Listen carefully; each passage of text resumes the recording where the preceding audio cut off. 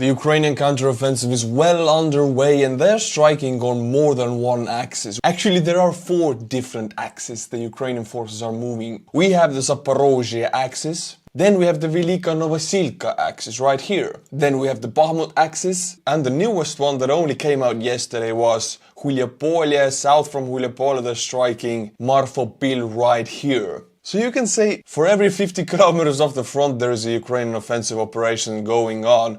Of course there is a bigger distance between Velyka Novosilka and Bakhmut. And there are very good reasons to do it like that, to actually tie up most of the Russian frontline units so they couldn't move. They're immobile because they have to defend their sector. That means Russia would have to move their reserves because frontline units cannot move around. Ukraine wants these Russian reserves on the front. They want to know where they are at, so Ukraine can start striking with the main force where Russian reserves are not.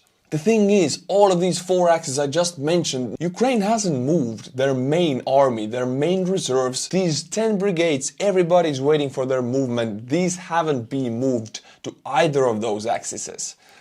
Ukraine is waiting where Russia sends its reserves, because Russia has tens of thousands of men in between Melitopol and Mariupol ready to be sent anywhere. Some Russian reserves have already been moved to Bakhmut to bolster the sides, the flanks, but still 10,000 plus men and armor are not tied in yet, and Ukraine needs to tie in those reserves before moving their main force to the axis where Russia is the weakest.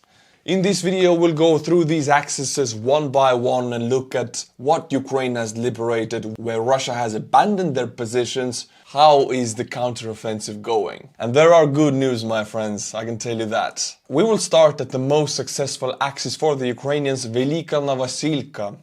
Now this map, of course, as always, doesn't show what is really happening in real time. Before we go to the liberated villages one by one, the main Ukrainian thrust is going with this direction.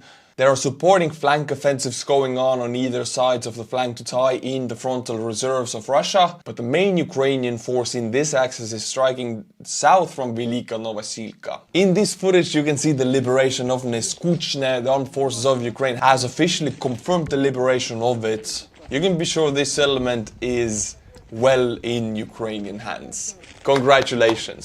But that is not it, because if we zoom in, we see another settlement that is disappearing when you zoom out, because it's quite tiny actually. But Storozheve right here next to the stream of Okriyali has also been liberated, as you can see in this footage. Congratulations, Ukraine. But that is not it, because Plakatatne, this settlement right here, and I remember when this settlement was occupied by the Russians and actually heavy fighting was happening here, Ukraine was holding this settlement. Well, now it has been liberated also, as you can see on this footage. Congratulations, Ukraine. But that is not it. It's like a Topshop commercial, it doesn't end.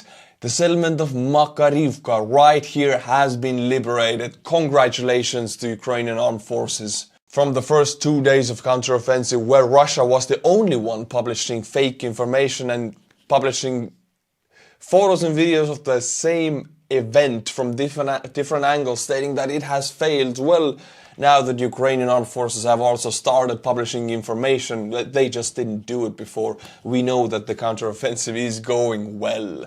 Very well actually, because this is a probing force. Again, you may laugh at me, why is he still saying it's a probing force? It's a counteroffensive. It is, but Ukraine has not moved their main reserves, their main striking force. They will move that force only when they discover where the Russian main reserves are headed at. And the fact that this probing force, recon battle, however you want to call this, local offensive, is taking back already 5 settlements is a huge success. Blagodatne, for example, was liberated by the 68th Jager Brigade of the Armed Forces of Ukraine. Glory to that brigade. Well done. By the time of making this video, battles are going around near Staromayorsk and Uruzhaine. Of course, by the time I upload this video, situation might be different because things change very fast right now compared to the last 6 months. So don't be mad at me when this information is already outdated. I'm giving you what I see right now. And I don't want to call anything before it happens, because this is what military bloggers did last time with the Kharkiv offensive and with the Kherson offensive. So all we know right now is this settlement right here, Kliushove. If we zoom into it, there is a small dam crossing this stream into that lake, you can see it. Well, Russians blew this dam to slow down the Ukrainian counteroffensive, because this is a water reservoir also, like the Kakhovka one, only a lot smaller. And all of this water is now going to flood this stream basin right here. This area here is going to be filled with water. Perhaps these roads, these settlements, Crumbling, these roads might be underwater, we don't know. If they are, it's much heavier and difficult to traverse for the Ukrainians. We see that Russians are using scorched earth policy, blowing dams, mining fields. I'm surprised they haven't torched every building yet. Thank God they haven't. 30 kilometers to the east of Velyka Novosilka is Vuhledar, and Ukrainians have made a slight push from here also to possibly to tie down these frontal reserves so they wouldn't move to aid the Velyka Novosilka axis. There has been minor successes on this front for the Ukrainians, and as of now I don't see any reports of settlements liberated yet, but they are tying down reserves, which is doing a lot for the Velyka Novosilka axis. But now we go from Velyka Novosilka to Zaporizhzhia axis. Zaporizhzhia is this settlement right here. From Zaporizhzhia, Ukraine is striking from two different axes. One goes south to Lukhovia. We see this settlement right here, and we have actually footage of fighting happening near Lukhovia. This map of course doesn't show it, and another one is, by the time of making this video, the front line goes something like that, from Lukhovia to Zherebyanki to Patronage. All of these three settlements have not been liberated by the armed forces of Ukraine, but the push is strong to each and every one of those, and they might be liberated at the same time because they're all connected with this road. I would guess if Russians pull out or are beaten out of each or any one of those settlements, the rest of the two settlements will also pull back to another fortification, to more advantageous positions, as the Russian Ministry of Defense puts it. Every time they have announced in the last 3 days of their pulling out of something, they say to more advantageous situation, advantageous positions. In reality, they were just beaten out or the forces abandoned their positions. South of Rehi was where during the first day of the counteroffensive, Russians published this convoy of Ukrainian armor being shot to pieces. There were Leopard tanks and there were infantry fighting vehicles and ACPs. That was the same event, and they published the hell out of it from different angles to minimize the information effectiveness of the Ukrainian counteroffensive for the Russian troops. Yes, mistakes were made. Actually, the convoy was bunched together. There were no distances between the vehicles. Some of them hit mines, some of them fell under artillery fire, and the vehicles were destroyed. But they saved the lives of the men inside because they're Western vehicles. They're designed to do that. Ukrainian leaders have commented about this loss, because Russians published so much of it, the whole world saw it, that these mistakes are prone to happen because Ukraine has multiplied the strength and size of its army, which means the experience will be diluted. It means new recruits will get Western armor, new recruits who have not trained that long, and this is what happened here. Their first deployment. And of course, mistakes happen like they do every time when something does something for a first time. I mentioned there's two striking axes of this Zaporizhzhia front. The second one goes down south from Rehi, and Robotine is where it's at right now. This settlement has not been liberated. For some reason, from the same front, these destroyed Ukrainian columns come of destroyed mine-breaching vehicles and infantry fighting vehicles and a Leopard tank. As we can see, these vehicles followed two different tracks. On this left one, we can see two different mine-breaching vehicles and an ACP, an MRAP actually. All of these vehicles next to the left track were possibly following the left track, and when the first one was destroyed, they couldn't move around because it's a minefield, so it was a bottleneck, it was a traffic jam, and we see the moon surface around it. They probably got hit with artillery barrage, and perhaps some of them hit mines. Now there's also a second track made by this one single vehicle. I cannot say if it's a mine clearing vehicle or an ACP or an infantry fighting vehicle. I'm guessing it hit a mine right here. Since they are Western vehicles, I could predict that the crew is okay, because that's what they're designed for. And then in the next photo, we can also see some destroyed leopards at the back. This happens, it's war. I'm just surprised it comes from the same axis. I guess the defensive lines and the minefields are more effective on Zaporizhzhia axis than Velyka Novosilka axis. From this last photo, we can actually see the right track was also a mine clearing vehicle, might have been hit with artillery. This attack was stopped before Robotine. There was another small push from the armed forces of Ukraine. I wouldn't call this a separate axis, but they did it possibly to again tie up the reserves on the close to the front line so they wouldn't move to other axes. South from Avdiivka, we have this video of the 59th Brigade of Ukraine striking Russian positions. 3 Humvees drove straight to the positions, 10 meters of it. The fighters dismounted and immediately charged the positions, driving the Russian fighters out and eliminating a lot of them in the process. It's an amazing video to watch, and you should go and watch it. The Twitter links there on are in the description below. My friends, I have some surprises for you in my merch store. Ukrainian themed merch, as you can see right here. I love Ukraine with the drone in the heart. I'm gonna be wearing those in every video. And that is not it. We have the Ukrainian Trident dad hat. The Trident looks good on everything. And it is mostly on everything on my store. And by now the most favorite is this. From Ukraine with love, with Ukrainian drone dropping a nade on a Russian T-72. This one is by far your guys' favorites, and I like it the most also. Go and check out estoniansoldier.com, link is in the description below. And now the last axis we're going to cover is the Bakhmut axis. Ukrainian army is not striking the city or trying to breach the city, they're striking the flanks. I guess the big point is to encircle Bakhmut, but that's way in the future. I'm not gonna call anything here because let's not repeat the mistakes of the Kherson offensive. Recently a video surfaced of the 1st Battalion of the 3rd Separate Assault Brigade of the Armed Forces of Ukraine striking Russian positions on the flanks. Small mobile group, 2 to 3 armored personnel carriers, 2 to 3 squads, and immediately if the squad dismounts we can see the ACP covering the infantry, driving on in front of them. So the ACP is in between Russian lines and the Ukrainian infantry, laying down some cover fire with big calibers, and the infantry charges the Russian positions, liberating them, eliminating a lot of Russian fighters in the process.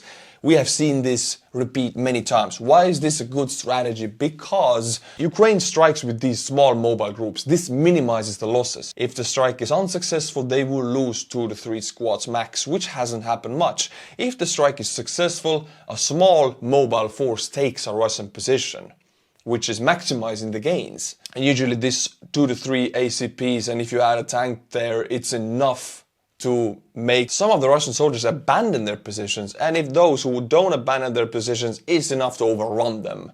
Russian trench lines are not very heavily manned because the front line is so large, and as I said, Ukraine is striking on several different axes, making sure Russians cannot gather enough reserves into one single defensive position.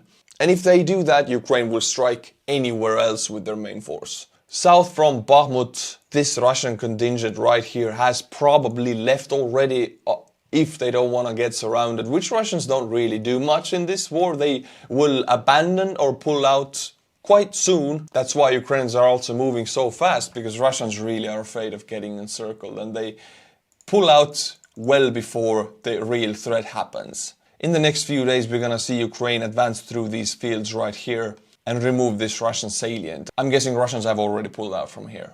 North of Bakhmut, fighting still happening around Berhivka. If the settlement is taken and if Ukrainians connect to the main road, as you can see this highway right here, I'm guessing this Russian salient has to pull back if they don't want to get surrounded, because Ukraine connecting to this road will cut it off. In the next few days, north from Bakhmut, we see this change. Again, a huge Russian pullback to more advantageous positions. Stay tuned for it from the Russian Ministry of Defense. And there's another Ukrainian offensive going on, which is again a smaller one. I wouldn't call it a separate axis, but it's again there to tie the Russian frontal reserves from Hulyapolye to southeast. This settlement right here, Marfapil, fighting is happening on the edges of this settlement. In the next few days we might expect this settlement being liberated. It is the newest offensive operation right now. Ukraine is also heavily using their air force as much as possible, even bringing out their MiGs, their fighters, which they haven't used much because they have been saving them for this counteroffensive. In this video we see Ukrainian MiG-29s in pairs, low flying over the battlefield, bombarding Russian positions. A Russian military column consisting from vehicles from 83rd Airborne Brigade was hammered hard by Ukrainian artillery, and we got footage, beautiful footage of multiple vehicles destroyed. An entire convoy actually happened in Zaporizhzhia region. This convoy was moving to bolster the front and it got hammered way before they reached the front. Destroyed were 3 artillery systems, 2 fuel tanks, and 8 pieces of various equipment. A beautiful job by the Ukrainian artillery. My friends, here we have the Russian losses 12th of June. As you can see, the losses are very minimal actually. Most of the operations I just talked about, the different axes, the losses were shown in previous days. But today, 540 KIAs, 1 battalion tactical group per day. That shows also the Russians have been doing a lot of pulling out, pulling back, abandoning positions to minimize their KIAs, or because the soldiers have low morale. That means they don't get eliminated, they pull back. 5 tanks, 5 armored personnel vehicles, 10 artillery systems. All of these numbers are actually the lowest in the last 5 days. So this shows us there's a slight pause. Maybe Ukraine is regrouping, moving around their reserves. 7 UAVs, 10 vehicles and fuel tanks, and 1 special equipment. Be ready for these losses to go sky high in the next days. In the next week or two, Ukrainian armed forces will decide where to put their main push, their main reserves. We're talking about tens of thousands of men with equipment and Western armor. And when this force starts moving over the Russian positions, we get high losses for the Russians. Ukrainian partisans have been activated behind Russian lines ever since the start of the counteroffensive. Of course they are waiting for Ukrainian forces to reach their areas, and they're doing everything to disrupt the Russian logistics. And as we know, the Russian army only works when they have railways present and they're working. Take away the railways, you take away their fighting ability. And this is what the partisans have been doing. These 2 X's on the map show where the railway was blown up, like literally blown to pieces. A full repair brigade has to be sent to the location to be fixed, so no trains will be moving on these railways for the next at least a week. And the week where the counteroffensive is going on, I mean, Russia needs ammunition, food, medicine on the front line, which they cannot deliver right now. These orange lines are railways, and as you can see, railway coming from Crimea cannot connect to the front line, and railway coming from Russia, from Kerch, can also not connect to the front line. As you can see, one of the explosions happened on a railway bridge over this small stream, which takes even more to repair because you gotta rebuild the bridge and the railway. And here you can see the photo of the destruction. Of course, they blew these tracks when the trains were on top of them. I mean, to maximize the damage, they derailed a lot of freight cars. In this video, you can see a Ukrainian first-person view drone operator. We have seen tons of videos of these drones striking into Russian tanks, and you're familiar with these drones, striking really fast, and at the very end, the feed cuts because the drone is destroyed. It's a kamikaze drone. Well, for the first time, actually, I see how they operate them. They have these goggles, and these drones are incredibly difficult to maneuver. You have to train quite a long time. You're a drone racer if you fly these drones. You don't fly them, you race them. You can see how happy the drone operator is after hitting the target, because most of the drones miss, and we don't see those. I mean, why post an attack that failed? Ukrainians don't do that much. We only see the successes, but looking at the reaction, if every attack is a success, there wouldn't be such a reaction. So this tells us most of the strikes actually fail because it's so difficult to hit something with those incredibly fast and agile drones. Russian Ministry of Defense claimed 2 days ago that the armed forces of Ukraine attacked one of their ships again with 6 marine drones. I mean, we have seen those marine drones before and everybody loves them. The Russian Ministry of Defense claims they destroyed all of the drones, and they released footage of destroying the drones. The ship was Vyshnya class intelligence ship named Prigozhin, But if we look at this footage, we see something familiar. You know the American Sea Whiz. I love that weapon. It goes, you know, a beautiful sound. Well, the Russians unfortunately have a similar weapon. It's called the AK-630 and it does the similar job. And in this video, supposedly this AK-630, a Russian Sea Whiz destroyed the Ukrainian drone.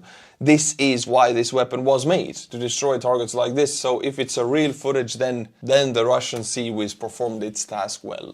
Russian Ministry of Defense Shoigu versus Prigozhin. The drama is real and it's getting more and more real. Shoigu has made some steps, releasing a decree where every private military company in Russia and in Ukraine fighting for the Russian armed forces will have to sign a contract with the Russian armed forces. This is a move to centralize leadership, to take over leadership of the private military companies, and there are several ones, of course Wagner being the biggest one.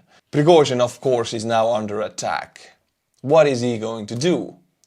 Is he going to give in and give away his forces? Of course not. He said none of the Wagner fighters will sign any contracts with the Ministry of Defense of Russia. And let's see Prigozhin's response. Those orders and decrees which are formed by Shoigu apply to employees of the Ministry of Defense and the military. PMC Wagner will not sign any contract with Shoigu.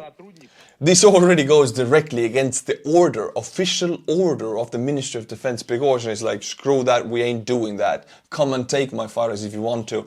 This conflict is getting real, and the more Russia loses on the front lines, the more real this conflict is going to get, because people need somebody to blame. And these two are blaming each other. PMC Wagner is originally integrated into the overall system. PMC Wagner coordinates its actions with the generals on the right and on the left. With unit commanders, has deep expertise and is a highly efficient structure. So he says they're already coordinating with their every move, but this is Shoigu's attempt to just grab Prigozhin's power away from him, to lessen Prigozhin. Without Wagner, Prigozhin is nobody and probably will be eliminated. His fighters are the only thing standing in between him and Shoigu. Of course, he's not going to give them away. Shoigu is trying with words right now. After that, shots will be fired, I think. Unfortunately, most military units do not have such efficiency, and that is precisely because of Shoigu's inability to properly manage the military formations. Oh, shots fired! And I gotta agree with Prigozhin. I mean, Prigozhin is also very incompetent when it comes to leading formations, but Shoigu is also, and the Ukrainian running joke is that we cannot eliminate Shoigu because he's the blessing for the armed forces of Ukraine, because he's so stupid, so dumb, making decisions that bring about incredibly high losses for the armed forces of Russia. Therefore, what he will issue decrees of orders, this applies only to the Ministry of Defense and to those who are within the Ministry of Defense. So it doesn't apply to Prigozhin. What can happen after that order? We will not be giving arms and ammunition. We will decide, as they say, when this storm hits. They will come running again and bring arms and ammunition with a request to help. So yes, Prigozhin's PMC is very much dependent on Shoigu for arms and ammunition, but the thing is, he's playing the poker game of they need us, because they do. The Ukrainian counteroffensive is showing first signs of great successes, and Wagner could be a huge hindrance for the Ukrainians, but they're not taking actively part in battle right now. Prigozhin is playing the game of Shoigu will come and ask help from me. And I think he will, because by the order of Putin, because they're screwed if Wagner doesn't join. And if they do join, they're still screwed, but it takes more time. As for subordination, of course, PMC Wagner is completely subordinate to the interest of the Russia and the Commander-in-Chief. Commander-in-Chief, he specifically doesn't say Shoigu, because he means Putin, but it doesn't say Putin also. He's very vague about this, because he actually wants to break away from those two.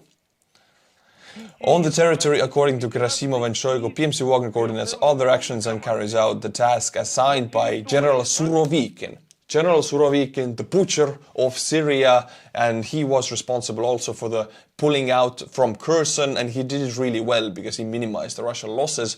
He has been assigned to the contact person for Prigozhin, for Wagner. Of course, Prigozhin is going to praise him because Surovikin is the only person who is responsible for getting the ammunition and weapons to Prigozhin, because they get it from the Minister of Defense and Surovikin is the contact person. Gotta keep good relations. And because Surovikin is an intelligent, competent and experienced military commander, the thing is, he is a competent, experienced military commander. He pulled out tens of thousands of Russian forces with armor and equipment from Kherson, minimizing their losses. That is something no other general could do, and at that time he was put as the leader of the entire Russian invading force by Putin. Putin doesn't like negative news, so he demoted Surovikin after the pulling out, but Putin doesn't see it, but that retreat was executed perfectly. I would say Surovikin is one of the more capable commanders of the Russian army, but since Putin doesn't like any kind of retreats, he was demoted. I'm glad about it, because if Surovikin was the leader of the Russian armed forces, Ukraine would have some issues. The blame is flying left and right with Prigozhin and Shoigu. We will see what steps they will take next, because it's getting more heated and heated. And the more losses Russians will take and the more ground they will lose, the more this conflict will come to the surface. My friends, the time is here to thank the Patreons. These people support the channel while some of the videos will get demonetized, making my life a lot easier. I want to thank 5 new patrons, tier 10 and above, and I'll be butchering their names with my Estonian pronunciation. Zak Hovard, Tim Bussing, Volodislav Vodjanitsky-Sakhvatov. What a name! Daniel Ogle, Billy Schears. If you like my channel, Patreon link is in the description below. My friends, 3 times a day you get the most important news in a compact form in my Twitter account. Links in the description below. As well as my Instagram, where you will see content never seen anywhere else, like gun shooting, pew pew. And as always, my friends, until my next video, Slava Ukraini.